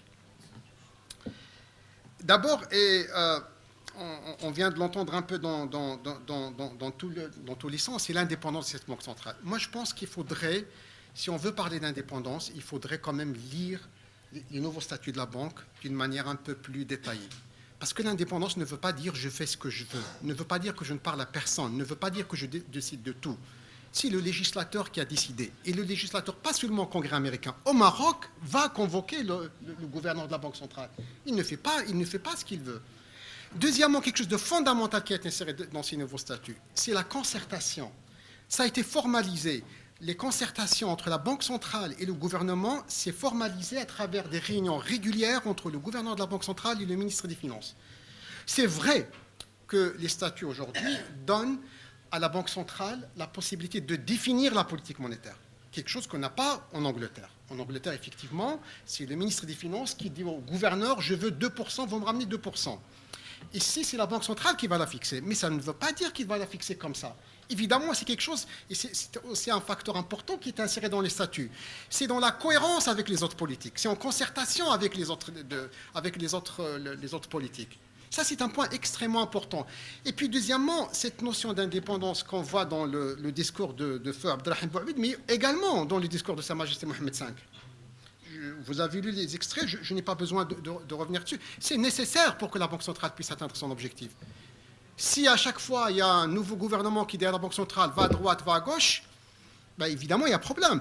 Aujourd'hui, quand on parle d'une remise en question de l'indépendance dans le monde, c'est vrai, mais c'est qui remet l'indépendance de la Banque centrale dans le monde? C'est les politiciens populistes. En premier lieu, c'est Donald Trump, pour se faire élire en 2020. C'est le président turc. C'est le bulgare, pour des raisons purement politiques. Ils remettent en question l'indépendance de la Banque centrale. Ça, il faut en être conscient. Un pays se gouverne par des institutions. À chaque institution, on fixe des objectifs. Il faut qu'on donne à chaque institution les moyens d'atteindre ces objectifs. On ne peut pas commencer à mélanger des objectifs et à mélanger des interférences. C'est nécessaire, cette indépendance, pour que la Banque centrale puisse atteindre son objectif. Dans ces choix aussi pertinents aujourd'hui, la notion d'équilibre. À l'époque, en 1959, moi j'étais frappé, le mot équilibre revient 5 fois dans le discours. Et plus que ça, il parle de danger de déséquilibre. Il parle aussi, attention, la tentation de l'État de faire n'importe quoi, si j'avais bien repris ça. Ça c'est avant-gardiste.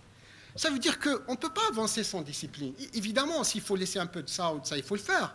Mais il ne faut pas croire que notre gouverneur, si Joël l'a dit hier ou avant-hier dans la conférence, regardez ceux qui ont laissé aller où est-ce qu'ils sont. Ils sont nos voisins, en Égypte, en Jordanie, en Tunisie. Ils ont des problèmes. Peut-être que lui, si Ali Bouabid, je suis un petit peu pas d'accord avec vous, si Joël parle souvent du pass, il a été cuit par le pass. C'est un ministre qui a géré en partie le pass et qui en parle souvent. Donc il ne faut pas qu'on soit, quand je vois en 1959, on parlait des équilibres, de l'importance des équilibres. Aujourd'hui, on va des gens dire il ne laissez aller. C'est pas aussi simple que ça. Et surtout qu'aujourd'hui, on a une constitution. Attention, on a l'article 77 de la Constitution. Qu'est-ce qu'il vous dit? Il vous dit que le gouvernement est responsable des équilibres de l'État. Ça veut dire qu'il ne faut pas laisser filer les choses. Il y a un troisième point aussi important dans l'actualité, c'est de dire qu'on peut aller vers la convertibilité. Il y avait le contexte, en fait, qui était porteur. Aujourd'hui, au Maroc, quand on a commencé, les autorités monétaires ont décidé le régime de change, de flexibiliser graduellement le régime de change. Et là, je fais lien avec ce que disait Cyril Rinaoui sur cette prudence. Mais l'opinion publique est très, très prudente. Il y a deux réformes majeures qui m'ont marqué comment l'opinion publique a réagi. La première, c'est la réforme des subventions qui était préparée en 2012. Mais je lisais des choses dans la presse incroyables, que ça va être le feu, que l'inflation va être à 40%, à 30%. Il ne s'est rien passé. C'était une réforme, c'est mon point de vue, c'était une réforme sage. On préparait la flexibilisation du régime de change. Qu'est-ce qu'on entendait? La monnaie va se déprécier, l'inflation, je ne sais pas, il ne se passe rien. Au contraire, le dirham s'est apprécié. Il n'y a pas d'inflation. D'ailleurs, pour ceux qui parlent d'inflation, vous savez, l'inflation, la désinflation, c'est un phénomène mondial. Aujourd'hui, il n'y a pas quelqu'un qui retient l'inflation. Les pays cherchent l'inflation, il n'y en a pas, il n'y a pas de source d'inflation. Les États-Unis, bon, ils arrivent un petit peu. L'Europe, tout ce qu'il a fait, n'arrive pas. Le Japon, ça fait 20 ans, 30 ans qu'ils cherchent l'inflation, ils ne la trouvent pas. Il faudrait analyser pourquoi on a des niveaux d'inflation faibles. Ce n'est pas nécessairement parce qu'on retient l'inflation. Non, non. Si vous regardez, j'ai fait une note dernièrement au gouverneur sur l'évolution de l'inflation, il y a un phénomène de désinflation mondiale qui est dû à la globalisation, à la concurrence, à la Chine. Une bonne partie de l'inflation qu'on a, on l'importe de l'Europe, parce qu'on a un régime de change fixe. La Chine, on a beaucoup travaillé sur ça, et notre troisième partenaire, on importe beaucoup de produits de la Chine, donc les prix vers le bas. Ce n'est pas une inflation qui, là... J'ai terminé le... Ah, ok, rapide. Alors, je vais terminer sur une chose très importante, c'est l'humilité de l'homme. Ça, c'est très important. L'humilité de l'homme. Et c'est d'accepter aussi de se remettre en question. J'ai eu des choses dedans qui m'ont frappé. Et d'ailleurs, ça a été dit tout à l'heure, il est aussi néfaste et dangereux de se confiner dans une espèce de conflit intellectuel, d'inertie scolastique et de se refuser à la révision des notions acquises. Il y a des théories économiques qui se sont développées dans les années 60, c'est fini. Je conclus par une phrase que dans le monde où on vit maintenant avec toutes les fluctuations, et c'est Abdelrahim Bouabid l'a dit en 1959, dans un monde en perpétuel mouvement. Il est beaucoup plus en mouvement aujourd'hui qu'il l'était en 1959. Il n'y a d'éternel que le bon sens. Il n'y a pas de doctrine de gauche ou de droite ou keynésien. Il n'y a d'éternel que le bon sens. Dans un monde le monde qu'on vit maintenant, c'est ça le plus important. Et merci beaucoup. Merci. Avant de passer la parole aux témoins, Sibel Moussa souhaitait réagir rapidement sur...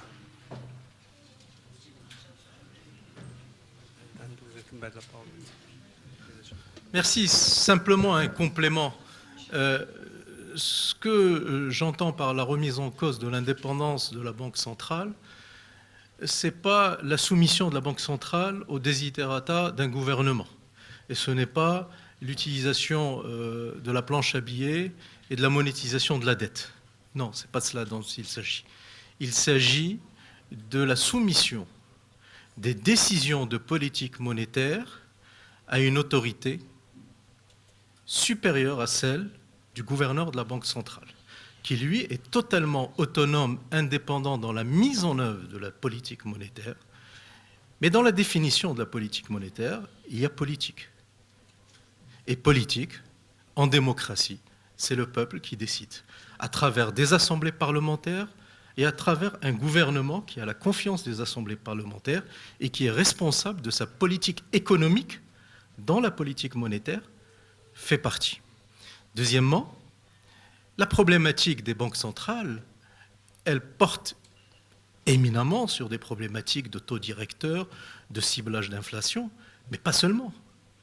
Elle porte aussi sur des problématiques de régulation du marché bancaire, du secteur bancaire, de sécurisation du secteur bancaire et de gestion des risques, et des risques systémiques plus particulièrement. Et lorsqu'on applique de façon littérale une réglementation anglo-saxonne, dite BAL 3, sur un site issu de TPME marocaines extrêmement fragile, le politique doit s'interroger. Est-ce que cette politique est pertinente? Lorsque vous avez des risques systémiques qui n'ont pas pu être décelés à temps, tant par les banques que par la Banque centrale, je pense par exemple à un dossier qui me tient à cœur, qui est celui du collapse de la raffinerie nationale marocaine de pétrole, où la responsabilité n'incombe pas simplement à l'actionnaire gestionnaire, mais il y a tout un amoncellement de responsabilités, y compris dans l'appareil de l'État, dans le système bancaire et dans la Banque centrale, pour ne pas avoir vu le risque se constituer, grossir et aboutir finalement au collapse. Il y a aussi des interrogations à avoir et donc un contrôle à exercer sur les politiques développées macroprudentielles de gestion des risques systémiques par la Banque centrale. Merci de cet éclaircissement. Alors voilà, enfin, on va sortir du technico-technique, même si évidemment cette technique est portée par des choix de politique. Donner la parole à nos témoins. On va avoir un regard à la fois de citoyens et en même temps peut-être aussi d'acteurs impliqués sur les grands enjeux de notre pays. Bonsoir à tous. Je vais essayer de revenir assez brièvement sur ce qui a été dit. Il y a quelque chose d'essentiel que Si Mohamed Ash'ari a dit, c'est que la question du modèle de développement n'est pas une question technique. Elle sous-tend un questionnement sur notre modèle politique. Et c'est ce qu'a soulevé Si Hassan Chami sur la question du partage des pouvoirs. Ce qu'on lit dans la lettre de Abdrahim Bouabid, c'est un ministre qui exerce pleinement ses pouvoirs, ses prérogatives, qui les assume, qui dit « je », comme a bien souligné Siwal Elo. Et Si Chami a posé une question, je suis désolée, j'ose l'insolence, rhétorique. Il dit, est-ce que ces conditions qui existaient à l'époque, ces conditions de dialogue, existent encore aujourd'hui? Bon, le problème, c'est qu'elles n'existent pas aujourd'hui et qu'on le sait, et que c'est même considéré comme audacieux, voire insolent de le dire. C'est inquiétant. Il faut commencer par là. Un autre point qui a été soulevé par Hind Qadiri. Donc une fois qu'on a dit tout ça, problématique politique, est-ce que en ayant partage des pouvoirs, plus de démocratie, on va se développer? Ce n'est pas dit. Aujourd'hui, on ne sait pas qu'est-ce qui fait qu'un pays émerge. On a la Chine, qui est l'exemple qui est convoqué par les partisans des modèles autoritaires, qui est un pays qui s'est développé sans un préalable démocratique parfait. Est-ce que c'est vers ça que certains souhaitent s'orienter? En tout cas, ce n'est pas la volonté affirmée par le chef de l'État. Très bien. Alors, il y a un problème. Et le problème, c'est ce qu'a souligné Hassan Belkhiyat, qui est un problème de cohérence. Si, effectivement, ce qu'on veut, c'est un partage des pouvoirs, une démocratie, etc., pour se développer, pourquoi on a l'impression qu'on n'y est pas? Pourquoi on a peur de parler? Pourquoi les hommes politiques ne disent plus « je » Je pense que c'est facile de taper sur la classe politique. C'est le maillon faible, c'est des personnalités auxquelles on peut s'attaquer sans grande crainte. Il faut le dire aussi. Donc, je me suis un peu perdue. Oui, très bien. Donc, ce problème de cohérence a une conséquence importante. Quand ce qui est dit n'est pas ce qui est perçu, ce qui est vécu, ben on n'a plus confiance. On n'a plus confiance et on ne peut pas s'étonner aujourd'hui que le secteur public est le seul à investir. Pourquoi le secteur privé n'investit pas? Pourquoi les opérateurs économiques ne mettent pas la main à la poche? Il y a un problème de confiance. On parle de la Banque centrale. C'est Jouahri, dans son dernier point presse, a soulevé ce point. Et quand c'est le Wali de Banque El Maghreb qui le dit, il y a des raisons de s'inquiéter. Qu'est-ce qu'il dit? Il dit qu'il y a un recul des dépôts bancaires. Ils croissaient de 6% en 2017. Cette année, c'est 2 fois moins. Qu'est-ce que ça veut dire? Ça veut dire que les gens sortent leur argent de la banque. Un autre élément inquiétant aussi, c'est la masse fiduciaire qui augmente. Donc il y a de l'argent qui circule, il y a du cash qui circule. Tous ces éléments font dire au Wali de Banque al-Maghreb qu'il y a un problème de perte de confiance des acteurs économiques. Donc, j'aimerais bien penser, comme dit Seinaoui, que ça va, mais ça va. Un peu, j'ai déjà gagné ça, d'accord, très bien. Très bien. En fait, le problème est assez simple. C'est qu'il y a une phrase dans la lettre d'Abdrahim Bouabid qui, pour moi, est essentielle. Il dit, bon, il parle du plan, il ne peut réussir que si on ne se limite pas à l'expression de désir. On manifeste une volonté. Quelle est la volonté aujourd'hui de tout le monde, des pouvoirs publics, de l'État, du chef de l'État, du gouvernement? Qu'est-ce qu'on veut faire du Maroc? Et qu'on l'assume pleinement. Parce qu'on est dans un entre-deux, entre ce qu'on dit et ce qu'on fait, un décalage que les citoyens perçoivent, que les agents économiques perçoivent, que les hommes politiques perçoivent, et qui ne permet pas d'être serein quant à notre avenir et à nos chances d'émerger. Voilà. Merci pour cette collègue. Merci pour ce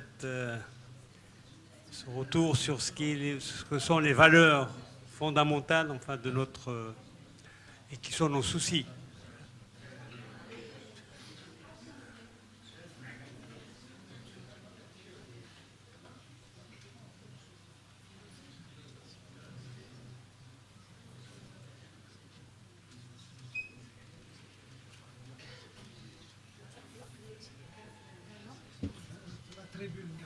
J'ai oublié ça.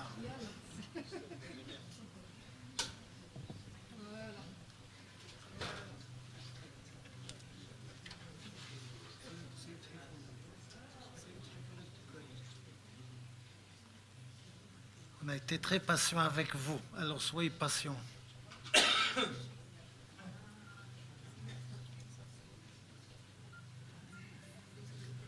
Dans notre domaine, nous, dans la philosophie, nous sommes beaucoup plus modestes que les gens qui s'adonnent à la dite science de l'économie.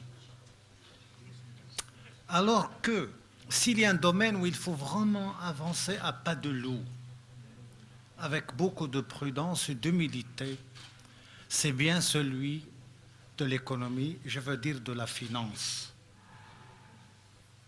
Car dans la finance, commentée par l'économie, et non pas gouvernée par l'économie, les experts, on le voit tous les jours, se trompent et se trompent dramatiquement. Souvent.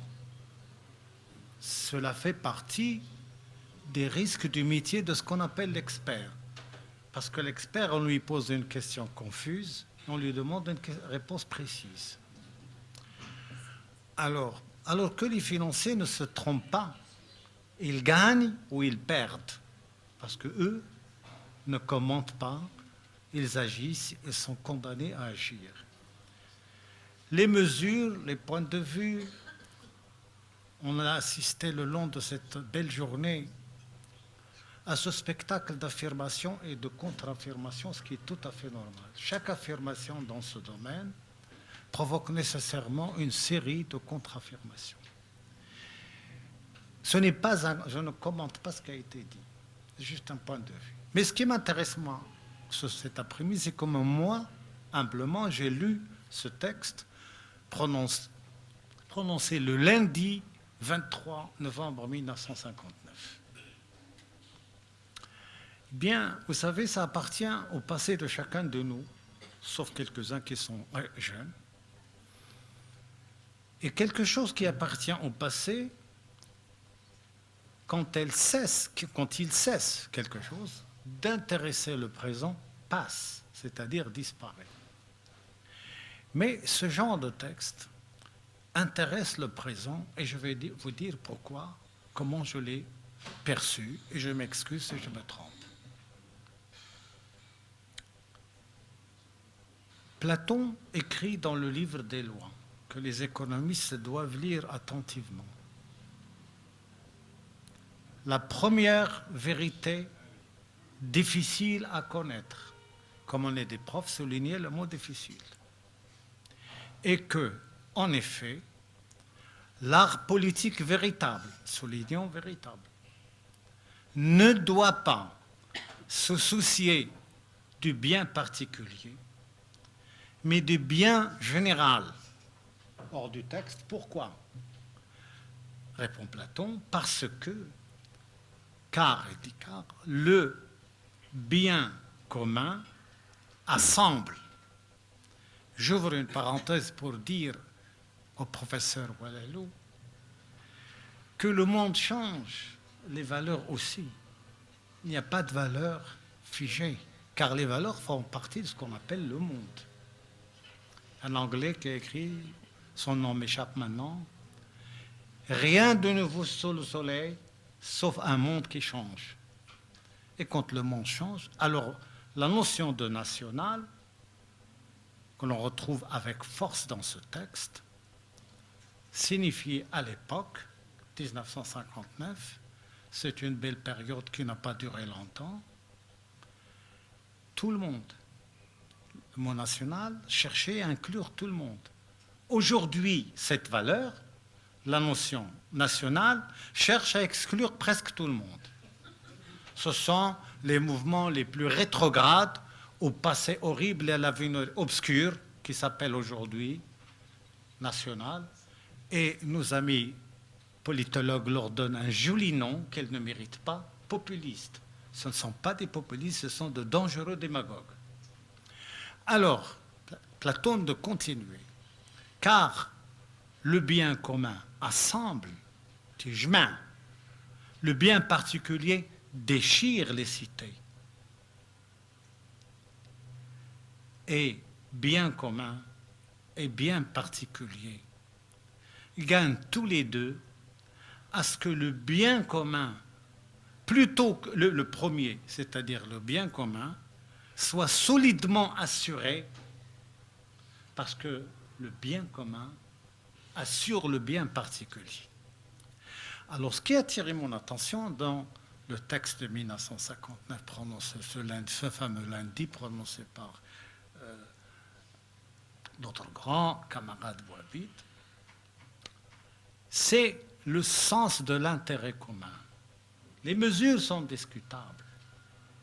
Les techniques sont à proposer et à regarder et à rechanger. Le sens du bien commun. On se soucie, ce texte se soucie de tout le monde. Tout le monde se retrouve intéressant dans ce texte. Cette politique que ce genre de texte voulait établir s'est évanouie depuis.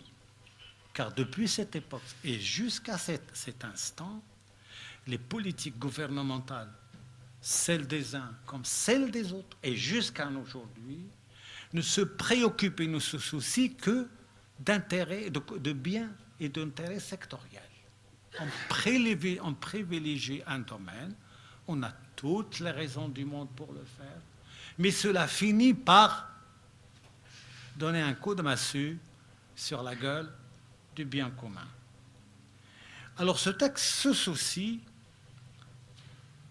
vraiment avec force de l'idée du bien commun.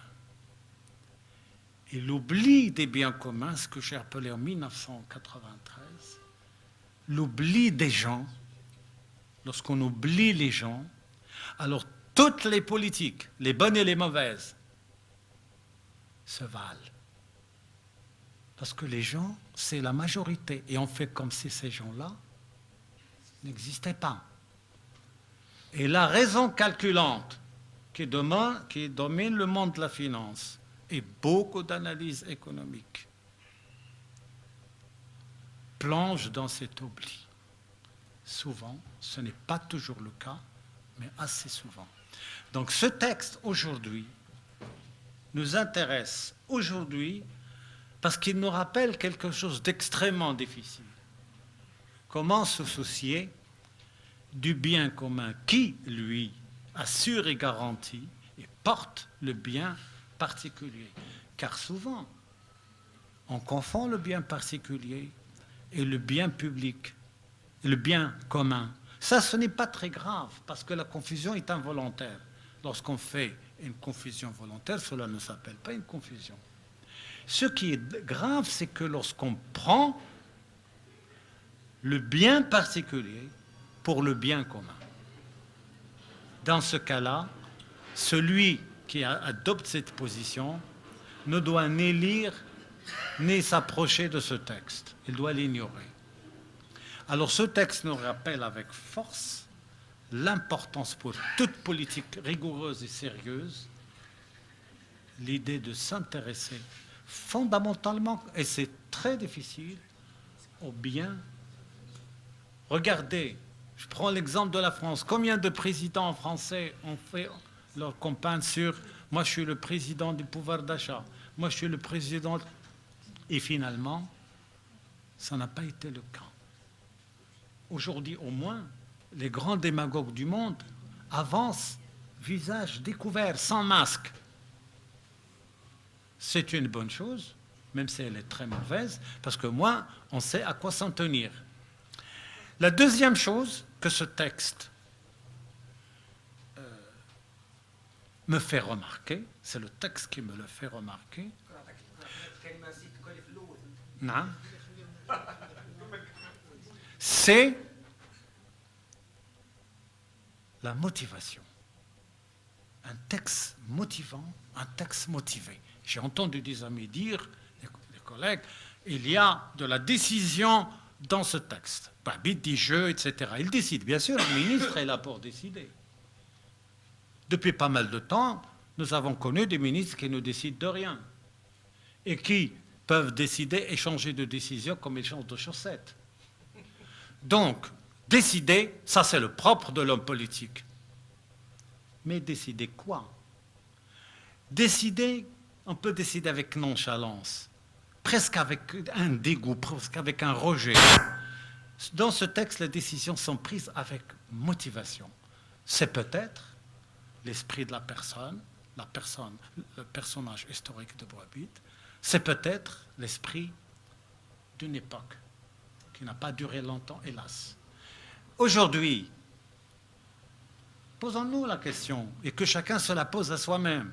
Quel est le coefficient, la dose de motivation dans tous les secteurs?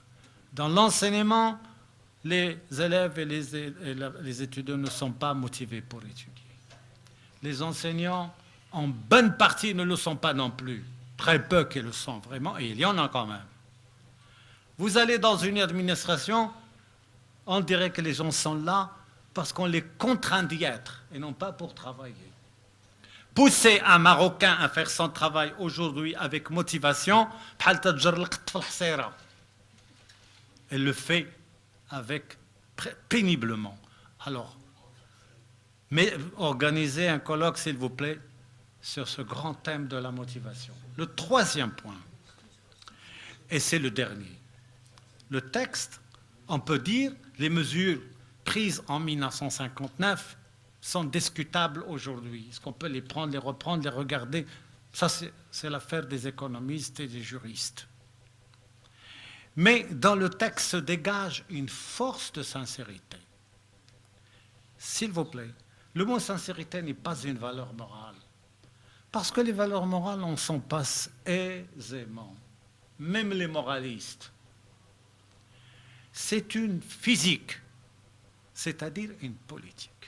Le contraire de la morale, c'est la physique, et la physique en société, c'est la politique.